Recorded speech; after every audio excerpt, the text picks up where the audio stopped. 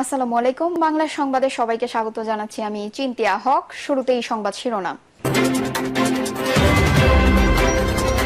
Vote চুরিতে জড়িত প্রশাসনের কর্মকর্তার বিচার চায় বিএনপি। হাইকোর্টকে স্বরাষ্ট্র মন্ত্রণালয় বিডিআর হত্যাকাণ্ড নিয়ে কমিশন গঠনের সিদ্ধান্ত থেকে সরে এসেছে সরকার। জানাবো ভারতের ষড়যন্ত্র থেমে নেই, কোন পথে এগোচ্ছে দেশ। এবং সর্বশেষ জানাবো গাজায় বর্বর হত্যাযজ্ঞ চলছে, নিহত আরো অর্ধশতাধিক ফিলিস্তিনি। দর্শক শুনছিলেন সংবাদ শিরোনাম, এখন বিস্তারিত। ভোট চুরিতে জড়িত প্রশাসনের কর্মকর্তাদের বিচার চায় বিএনপি। আওয়ামী লীগের সময়ে ভোট চুরিতে জড়িত প্রশাসনের কর্মকর্তাদের আইনের আওতায় এনে বিচার করার দাবি জানিয়েছে বিএনপি। বিএনপি প্রশাসনে দলীয় নয়, নিরপেক্ষ লোক চায় বলেও জানিয়েছেন বিএনপি চেয়ারপারসনের উপদেষ্টা কাউন্সিলর সদস্য জবিউল্লাহ। এই সময় বিএনপি কমিটির সদস্য ও সাবেক জনপ্রশাসন সচিব আবু মোহাম্মদ মনিরুজ্জামান খান উপস্থিত ছিলেন। প্রতিনিধি দল বিএনপি জনপ্রশাসন সংস্কার প্রস্তাব জনপ্রশাসন সচিবের কাছে হস্তান্তর করে। সুপারিশে বিগত 3 নির্বাচন ভোট চুরির সাথে জড়িত প্রশাসনের কর্মীদের আইনের আওতায় আনার প্রতি নির্বাচনের 3 মাস আগে প্রশাসনকে ঢেলে সাজানো, প্রশাসনকে ঘাপটি মেরে বসে থাকা আওয়ামী লীগ দোসরের দ্রুত বিতরিত করার সুপারিশ জমা দেওয়ার কথা জানান ইসমাইল জবিউল্লাহ। এছাড়া বৈষম্যের শিকার সব সরকারি কর্মচারীদের ন্যায় বিচার নিশ্চিতের দাবিও জানান তিনি। ইসমাইল জবিউল্লাহ বলেন, আমরা কোনো দলীয় লোক চাই না, প্রশাসনের লোক হবে নিরপেক্ষ, তাদের রাজনৈতিক মতাদর্শ প্রশাসনে চলবে না। জনপ্রশাসন সচিব মোখলেছুর রহমান বলেন, জনপ্রশাসন সংস্কার কমিশনের পক্ষ থেকে আমরা রাজনৈতিক দলগুলোকে চিঠি দিয়েছিলাম।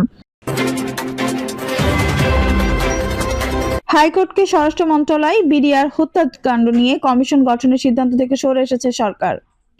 পিলখানা হত্যাকাণ্ডের প্রকৃত কারণ উদ্ঘাটনে কমিশন গঠন করার কথা বলেছিলেন অন্তর্বর্তী সরকার। তবে এই হত্যাকাণ্ড নিয়ে 2টি মামলা বিচারাধীন থাকায় আপাতত কমিশন গঠনের সিদ্ধান্ত থেকে সরকার সরে এসেছে বলে হাইকোর্টকে জানিয়েছে স্বরাষ্ট্র মন্ত্রণালয়। রোববার সকালে বিচারপতি ফারাহ মাহবুব ও বিচারপতি দেবাশিস রায়চৌধুরীর নেতৃত্বাধীন হাইকোর্ট বেঞ্চকে এই তথ্য জানান ডেপুটি অ্যাটর্নি জেনারেল তামিম খান। এর আগে বিডিআর হত্যার পুরো ঘটনার তদন্তে কমিশন গঠনের কথা বললেও আজ এমন তথ্য জানিয়েছেন স্বরাষ্ট্র মন্ত্রণালয়। 5 আগস্টের পট পরিবর্তনের পর বিডিআর হত্যার পূর্ণ তদন্ত চেয়ে আন্দোলন শুরু করে সরকার।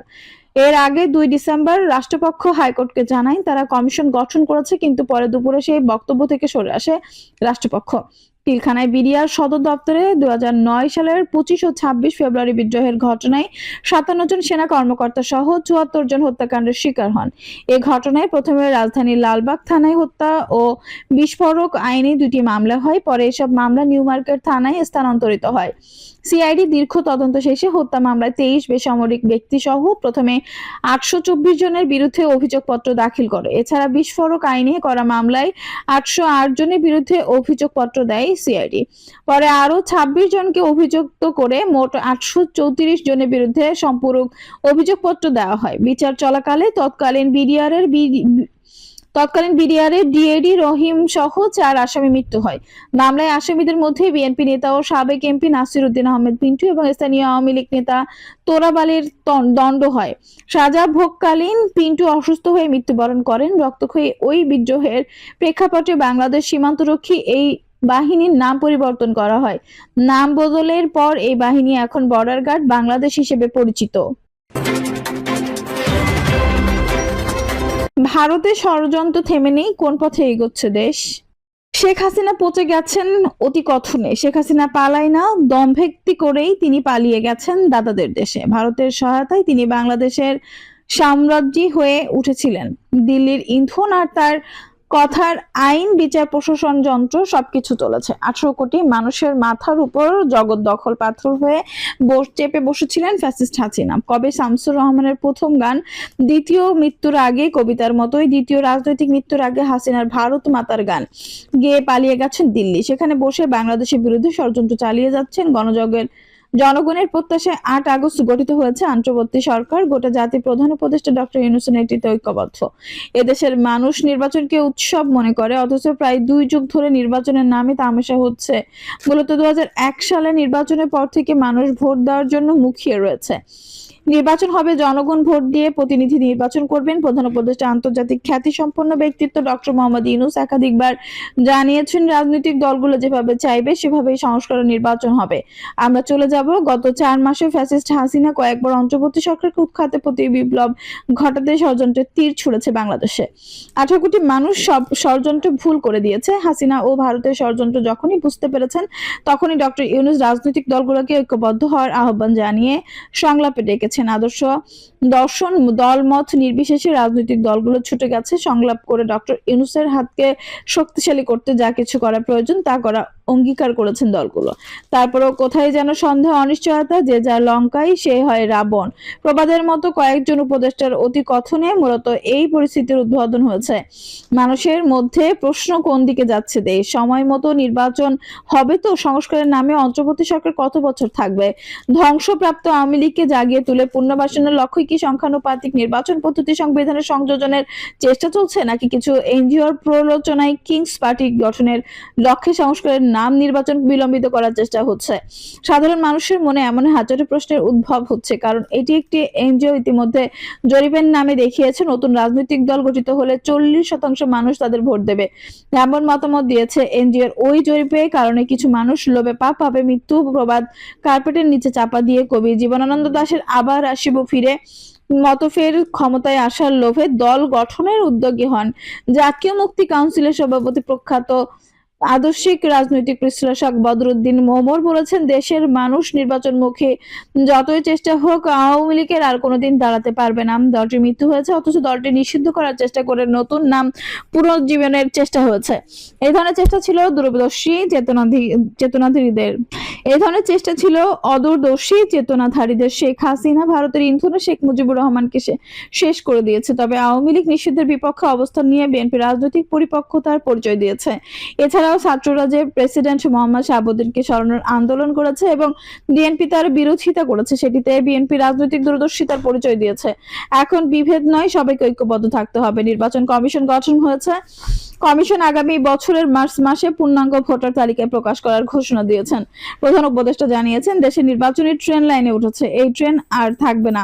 তারপরে কিছু উপদেষ্টার কথা, নির্বাচনের সময়সীমা নিয়ে সন্দেহ। ঢাকা সফরে এসে 11 ডিসেম্বর ব্রিটিশ গ্লোবাল পার্টনার্স গভর্নেন্সে প্রতিনিধি দল সচিবালয়ে যান। সেখানে তথ্য সম্প্রচার উপদেষ্টা মোহাম্মদ নাহিদ ইসলাম বলেছেন, রাজনৈতিক দলগুলো চাচ্ছে তাদের অধীনে সংস্কার হোক, তাই তারা বর্তমান অন্তর্বর্তী সরকারকে ব্যর্থ প্রমাণ করার চেষ্টা করছে। তারা সংস্কারের পরিবর্তনে নির্বাচনকে বেশি প্রাধান্য দিচ্ছে। এই নিয়ে তীব্র প্রতিক্রিয়া ব্যক্ত করেন বিএনপির মহাসচিব মির্জা ফখরুল ইসলাম আলমগীর। এর আগে গত 4 মাসে কয়েকবার বিএনপির ভারপ্রাপ্ত চেয়ারম্যান তারেক রহমান বলেছেন, অন্তর্বর্তী সরকারকে কোনোভাবে ব্যর্থ হতে দেওয়া যাবে না, অন্তর্বর্তী সরকারকে সফল হতেই হবে। অন্যান্য রাজনৈতিক দল অন্তর্বর্তী সরকারকে সফল করতে ঐক্যবদ্ধভাবে কাজ করার ঘোষণা দেয়। প্রধান উপদেষ্টা ডক্টর মোহাম্মদ ইউনূস গত 4 মাসে 3 দফা রাজনৈতিক দলগুলোর সাথে সংলাপ করেছেন। যখনই ডাক দিয়েছেন প্রতিবারই রাজনৈতিক দলের নেতারা প্রধান উপদেষ্টা সংলাপে অংশ নিতে ছুটে আসেন। হাসিনা ও ভারতের ষড়যন্ত্র ঠেকাতে ভারতীয় পণ্য বর্জনের ক্যাম্পেইন করেছেন। বাংলাদেশ নিয়ে ভারতের অপপ্রচার ঠেকাতে সবাই যুদ্ধ করেছেন। কিন্তু তারপরে রাজনৈতিক দলগুলোকে নিয়ে একজন উপদেষ্টার সন্দেহ কেন? গত বৃহস্পতিবার লন্ডন থেকে ফিরে বিএনপির মহাসচিব মির্জা ফখরুল ইসলাম আলমগীর অন্তর্বর্তী সরকারকে উদ্দেশ্য করে বলেন, ন্যূনতম সংস্কার করে নির্বাচন দিন, দেশের অস্থিরতা নিরসন একমাত্র নির্বাচিত সরকারই করতে পারে। তথ্য উপদেষ্টা বক্তব্যের সুর ধরে বক্তব্য দিয়েছেন পরিবেশ উপদেষ্টা সৈয়দা রেজওয়ানা হাসান। তিনি 13 ডিসেম্বর বলেছেন, যদি রাজনীতিবিদরাই সংস্কার করেন তাহলে গত 53 বছরে তারা কি করেছেন? রাজনীতিবিদরাই যদি সংস্কার করতে পারেন তাহলে আমাদের দায়িত্ব নিতে হতো না। প্রয়োজনীয় সংস্কার শেষে প্রধান উপদেষ্টা নির্বাচনের রোডম্যাপ ঘোষণা করবেন। খোঁজ নিয়ে জানা যায়, উপদেষ্টাদের এমন বক্তব্যের নেপথ্য কিংস পার্টি ফখরুদ্দিন মঈনুদ্দিন আহমেদ 2007 সালে ক্ষমতা গ্রহণের পর যেমন ডক্টর ফেরদৌস আহমেদ কোরেশিকে নিয়ে প্রগতিশীল গণতন্ত্র দল নামে কিংস পার্টি গঠন করেছিলেন, অন্তর্বর্তী সরকার ক্ষমতা গ্রহণের পর সরকার উপদেষ্টা পদে ঢাকা ছাত্র সমন্বয়ক ও এনজিও কর্মীদের নতুন রাজনৈতিক দল গঠনের চেষ্টা করছেন। এনজিও জরিপ অনুযায়ী দেশের মানুষ নতুন দলকে ভোট দেওয়ার জন্য মুখিয়ে রয়েছেন। কিন্তু রাজনৈতিক বিশ্লেষকদের অনেকেই আশঙ্কা, ভারতের চাণক্য নীতির ফাঁদে এনজিও গুলো পড়েছে কিনা। এর আগে সেপ্টেম্বর মাসে ছাত্র জনতার অভ্যুত্থানে আকাঙ্ক্ষা ধারণ করে জনগণকে ঐক্যবদ্ধ করে রাষ্ট্রের সংস্কার ও পূর্ণ গঠনের লক্ষ্য নিয়ে গঠিত হয়েছে জাতীয় নাগরিক কমিটি। 8 দফা দাবিতে নাসিরউদ্দিন পাটোয়ারিকে আহ্বান ও আক্তার হোসেনকে সদস্য সচিব করে এই কমিটি আত্মপ্রকাশ করেছেন। প্রধান উপদেষ্টার সঙ্গে রাজনৈতিক দলগুলোর সাথে আয়োজিত সংলাপে বৈষম্যবিরোধী ছাত্র আন্দোলনের সমন্বয়কদের পাশাপাশি জাতীয় নাগরিক কমিটির সদস্যরা অংশ নেন। জাতীয় নাগরিক কমিটি গত 12 ডিসেম্বর ঘোষণা দেয়, ত্রয়োদশ জাতীয় সংসদ নির্বাচনে 300 আসনে প্রার্থী দেওয়া হবে। সূত্রের দাবি, চলতি মাসের শেষের দিকেই নতুন দলের আত্মপ্রকাশ ঘটতে পারে। দেশে যে কোনো নাগরিকের রাজনীতি করা বা রাজনৈতিক দল গঠনের গণতান্ত্রিক অধিকার রয়েছে। 5 আগস্ট ছাত্র জনতার অভ্যুত্থানের পর পাল্টে গেছে দেশের রাজনৈতিক দৃশ্যপট, কিন্তু সন্দেহের দৃষ্টি অন্য জায়গায়।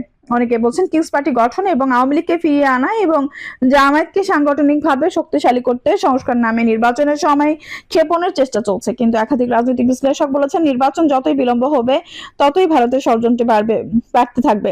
হাসিনা বিদেশে পাচার করা টাকা খরচ করে অন্তর্বর্তী সরকারের বিরুদ্ধে বিশ্ব জনমত গড়ে তোলার চেষ্টা করবেন। কিন্তু নির্বাচনের মাধ্যমে রাজনৈতিক দল ক্ষমতায় গ্রহণ করলে ভারতের চাণক্য নীতি মাঠে মারা যাবে। হাসিনার ষড়যন্ত্রের ধুলোই লুটোপুটি খাবে। এই প্রসঙ্গে রাজনৈতিক বিশ্লেষক জাহিদুর রহমান বলেছেন, বর্তমান অবস্থা দেখে মনে হচ্ছে বিএনপির সঙ্গে বৈষম্যবিরোধী ছাত্র আন্দোলনের সমন্বয়কদের দূরত্ব বাড়ছে। ডক্টর ইউনূসকে বলেছেন, রাজনৈতিক দলগুলো সংস্কার চাইলে হবে, যদি মনে করে সংস্কার প্রয়োজন নেই তখন নির্বাচন দিয়ে চলে যাব। দর্শক, এই ছিল এখনকার সর্বশেষ সংবাদ। নিউজটি ভালো লাগলে অবশ্যই একটা লাইক দিন, কমেন্ট আপনার মূল্যবান মতামত জানান। সবসময় আমাদের পাশে থাকতে সাবস্ক্রাইব করে বেল বাটনটি অন করে রাখুন। ধন্যবাদ।